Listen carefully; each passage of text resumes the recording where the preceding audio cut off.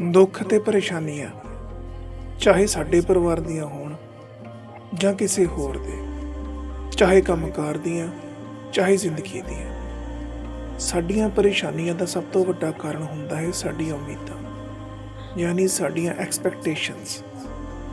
ਕਿਉਂਕਿ ਜਦੋਂ ਅਸੀਂ ਕਿਸੇ ਚੀਜ਼ ਤੋਂ ਕੋਈ ਉਮੀਦ ਲਗਾ ਲੈਂਦੇ ਹਾਂ ਅਤੇ ਉਹ ਪੂਰੀ ਨਹੀਂ ਹੁੰਦੀ ਤਾਂ ਉਹ ਸਾਨੂੰ ਬਹੁਤ ਜ਼ਿਆਦਾ ਦਰਦ ਦਿੰਦੀ ਹੈ।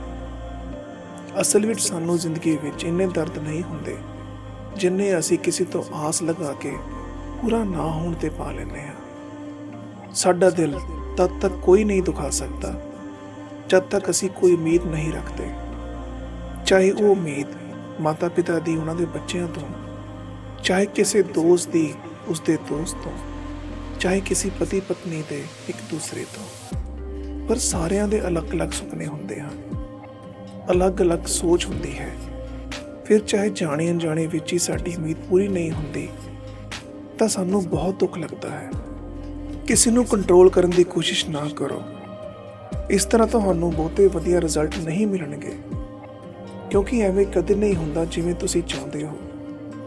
ਪਰ ਨਾ ਤਾਂ ਪਰਿਸਥਿਤੀਆਂ ਗਲਤ ਹੁੰਦੀਆਂ ਹਨ, ਨਾ ਹੀ ਲੋਕ। ਗਲਤ ਹੁੰਦਾ ਹੈ ਜ਼ਿਆਦਾ ਸੋਚਣਾ ਅਤੇ ਜ਼ਿਆਦਾ ਐਕਸਪੈਕਟ ਕਰਨਾ, ਜੋ ਕਿ ਪ੍ਰੈਕਟੀਕਲੀ ਪੋਸੀਬਲ ਕਦੇ ਹੁੰਦਾ ਹੀ ਨਹੀਂ। ਜਦ ਕੋਈ ਤੁਹਾਡੀ ਉਮੀਦ ਪੂਰੀ ਕਰ ਦਿੰਦਾ ਹੈ ਤੁਸੀਂ ਬਿਲਕੁਲ ਖੁਸ਼ ਹੋ ਜਾਂਦੇ ਹੋ, ਅਤੇ ਕੋਈ ਨਾ ਕਰ ਪਾਵੇ ਤਾਂ ਤੁਸੀਂ ਉਦਾਸ ਹੋ ਜਾਂਦੇ ਹੋ।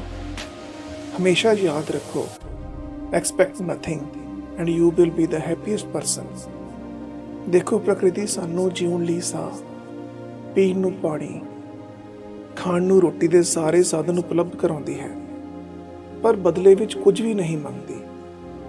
ਜੇ ਤੁਸੀਂ ਉਮੀਦ ਲਗਾਉਣੀ ਹੀ ਹੈ ਤਾਂ ਆਪਣੇ ਆਪ ਤੋਂ ਲਗਾਓ, ਆਪਣੇ ਆਪ ਨੂੰ ਹੋਰ ਬਿਹਤਰੀਨ ਬਣਾਉਣ ਲਈ ਲਗਾਓ, ਆਪਣੇ ਸੁਪਨਿਆਂ ਤੋਂ, ਆਪਣੇ ਗੋਲਸ ਤੋਂ ਲਗਾਓ। ਇੱਕ ਗੱਲ ਹਮੇਸ਼ਾ ਯਾਦ ਰੱਖੋ, ਜਿੰਨੀ ਉਮੀਦ ਆਪਣੇ ਆਪ ਤੋਂ ਲਗਾਓਗੇ, ਖੁਸ਼ੀਆਂ ਅਤੇ ਆਤਮ ਵਿਸ਼ਵਾਸ ਉਨਾ ਜ਼ਿਆਦਾ ਵਧੇਗਾ। ਲੋਕ ਛੋਟੀ ਉਮੀਦ ਟੁੱਟ ਜਾਣ ਨਾਲ ਡਿਪਰੈਸ ਅਤੇ ਉਦਾਸ ਹੋ ਜਾਂਦੇ ਹਨ।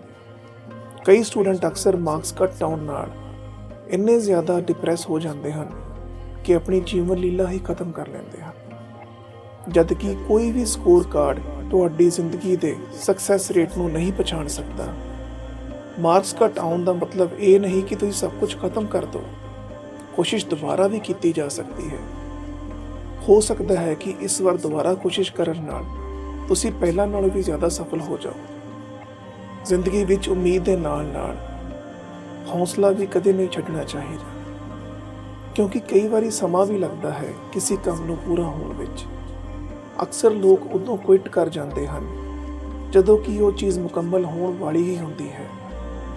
ਜਿਸ ਇਨਸਾਨ ਵਿੱਚ ਹੋਰਨਾਂ ਤੋਂ ਵੱਧ ਹਿੰਮਤ ਹੈ, ਉਹ ਉਮੀਦਾਂ ਦੇ ਟੁੱਟਣ ਨਾਲ ਕਦੇ ਨਹੀਂ ਟੁੱਟਦਾ।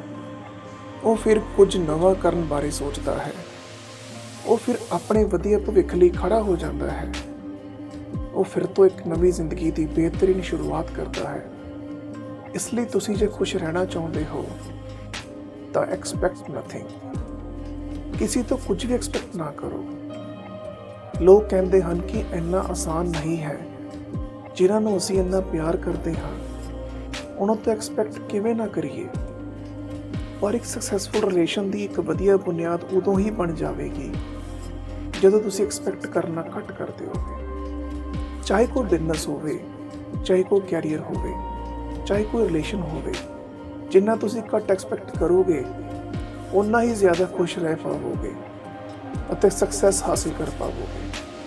ਤੁਹਾਨੂੰ ਅਕਸਰ ਇਹੀ ਲੱਗਦਾ ਹੋਵੇਗਾ ਕਿ ਤੁਹਾਡੇ ਪੇਰੈਂਟਸ ਨੂੰ ਤੁਹਾਡੇ ਨਾਲ ਐਵੇਂ ਨਹੀਂ ਕਰਨਾ ਚਾਹੀਦਾ, ਤੁਹਾਡੇ ਬੌਸ ਨੂੰ ਤੁਹਾਡੇ ਨਾਲ ਐਵੇਂ ਗੱਲ ਨਹੀਂ ਕਰਨੀ ਚਾਹੀਦੀ, ਜਾਂ ਤੁਹਾਡੇ ਸਟਾਫ ਵਾਲਿਆਂ ਨੂੰ ਤੁਹਾਡੇ ਨਾਲ ਐਵੇਂ ਵਰਤਾਓ ਨਹੀਂ ਕਰਨਾ ਚਾਹੀਦਾ।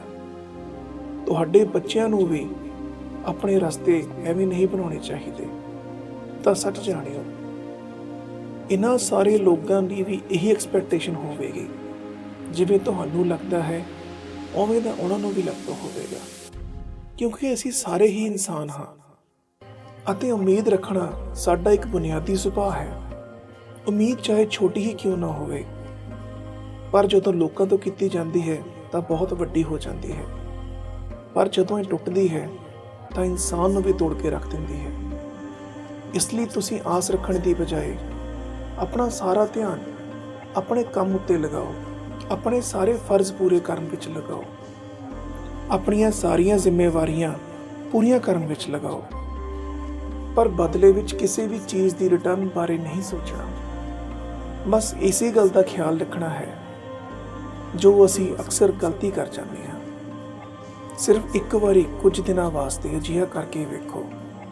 ਅਜਿਹਾ ਕਰੋਗੇ ਤਾਂ ਯਕੀਨਨ ਤੁਹਾਨੂੰ ਅਸਲ ਖੁਸ਼ੀ ਯਾਨੀ ਮਨ ਦੀ ਖੁਸ਼ੀ ਦਾ ਅਹਿਸਾਸ ਹੋਵੇਗਾ। ਦੁਨੀਆ ਵਿੱਚ ਸਭ ਤੋਂ ਵੱਧ ਤੁਹਾਡੇ ਮਨ ਦੀ ਖੁਸ਼ੀ ਹੀ ਮੈਟਰ ਕਰਦੀ ਹੈ, ਨਾ ਪੈਸਾ, ਨਾ ਦੋਸਤ, ਨਾ ਹੀ ਕੋਈ ਹੋਰ ਚੀਜ਼। ਹਾਲਾਂਕਿ ਇਹ ਸਭ ਜ਼ਰੂਰੀ ਹੈ, ਪਰ ਜਦ ਤੱਕ ਤੁਸੀਂ ਮਨ ਤੋਂ ਖੁਸ਼ ਨਹੀਂ ਹੋ ਤਾਂ ਚਾਹੇ ਤੁਸੀਂ ਜਿੰਨੀ ਮਰਜ਼ੀ ਵੱਡੀ ਪੋਸਟ ਤੇ ਕਿਉਂ ਨਾ ਹੋਵੋ, ਚਾਹੇ ਤੁਹਾਡੇ ਕੋਲ ਹਰ ਸੁੱਖ ਸੁਵਿਧਾ ਕਿਉਂ ਨਾ ਹੋਵੇ, ਬਹੁਤ ਹੀ ਵਧੀਆ ਦੋਸਤ ਕਿਉਂ ਨਾ ਹੋਣ, ਪਰ ਜਦ ਤੱਕ ਤੁਸੀਂ ਅੰਦਰ ਤੋਂ ਖੁਸ਼ ਨਹੀਂ ਹੋ ਤੁਹਾਨੂੰ ਤਦ ਤੱਕ ਕੁਝ ਵੀ ਚੰਗਾ ਨਹੀਂ ਲੱਗੇਗਾ। ਇਸ ਲਈ ਜੇ ਤੁਸੀਂ ਖੁਸ਼ ਰਹਿਣਾ ਚਾਹੁੰਦੇ ਹੋ ਤਾਂ ਥੋੜੇ ਦਿਨ ਉਮੀਦਾਂ ਛੱਡ ਦਿਓ। ਵੇਖਿਓ ਤੁਹਾਨੂੰ ਇੱਕ ਆਤਮਿਕ ਖੁਸ਼ੀ ਦਾ ਅਹਿਸਾਸ ਜ਼ਰੂਰ ਹੋਵੇਗਾ, ਜ਼ਰੂਰ ਹੋਵੇਗਾ, ਜ਼ਰੂਰ ਹੋਵੇਗਾ। ਦੋਸਤੋ, ਹਮੇਸ਼ਾ ਲਾਈਫ ਵਿੱਚ ਮੋਟੀਵੇਟਿਡ ਅਤੇ ਇੰਸਪਾਇਰਡ ਰਹਿਣ ਦੇ ਲਈ ਤੁਸੀਂ ਇਸ ਚੈਨਲ ਨੂੰ ਸਬਸਕ੍ਰਾਈਬ ਕਰ ਸਕਦੇ ਹੋ। ਜੇ ਵੀਡੀਓ ਚੰਗੀ ਲੱਗੀ ਹੋਵੇ ਤਾਂ ਇੱਕ ਲਾਈਕ ਅਤੇ ਸ਼ੇਅਰ ਜ਼ਰੂਰ ਕਰਿਓ। ਕੀ ਪਤਾ ਕਿਸੇ ਦੀ ਜ਼ਿੰਦਗੀ ਬਦਲ ਜਾਵੇ। ਮਿਲਦੇ ਹਾਂ ਬਹੁਤ ਜਲਦੀ ਕਿਸੇ ਹੋਰ ਮੋਟੀਵੇਸ਼ਨਲ ਗੱਲਾਂ ਦੇ ਨਾਲ। ਤਦ ਤੱਕ ਨਮਸਕਾਰ, ਸਤਿ ਸ਼੍ਰੀ ਅਕਾਲ ਸਾਰੇ ਦੋਸਤਾਂ।